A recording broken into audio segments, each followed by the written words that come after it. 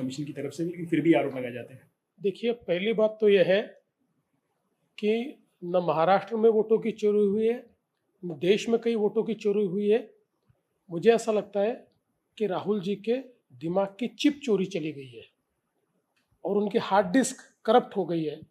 इसलिए लगातार वो झूठ बोल रहे हैं, गलत बयानबाजी कर रहे हैं और जनता का मैंडेट चोरी कर रहे हैं, लोकतंत्र को चोरी कर रहे हैं, लोकतंत्र ने दिया हुआ फैसला चोरी कर रहे हैं।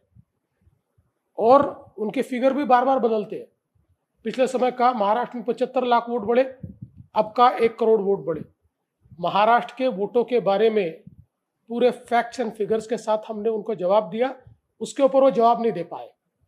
इसलिए झूठ बोलकर अपनी हार को दबाने की कोशिश कर रहे, कवर फायरिंग कर रहे। उनको पता है आगे भी हारने वाले हैं, तब वो बोलेंगे मैं तो पहले कहता था। इस प्रकार की कवर फायरिंग उनकी चल रही है। और मैं सबसे ज़्यादा आश्चर्यचकित इस बात से हूँ कि आप लगातार ये कहते हो कि वोटर लिस्ट में गड़बड़ी है, वोटर लिस्ट में गड़बड़ी है, तो फिर बिहार में कॉम्प्रिहेंसिव रिवीजन को आप क्यों विरोध कर रहे हो? अगर वोटर लिस्ट में गड़बड़ी है तो वोटर लिस्ट सुधरेगी कैसे? कॉम्प्रिहेंसिव रिवीजन से। हम मांग कर रहे हैं 10 साल से कॉम्प्रिहेंसिव रिवीजन कीजिए, डी नोवो वोटर लिस्ट तैयार कीजिए, हम मांग कर रहे हैं।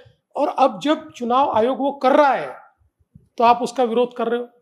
सच बात तो यह है कि उनको ये पता है कि उनकी पार्टी का वजूद खो गया है और अपना वजूद वापस पाने की जगह भारत की लोकतांत्रिक संस्थाओं को बदनाम करने का काम ये उनके माध्यम से हो रहा है।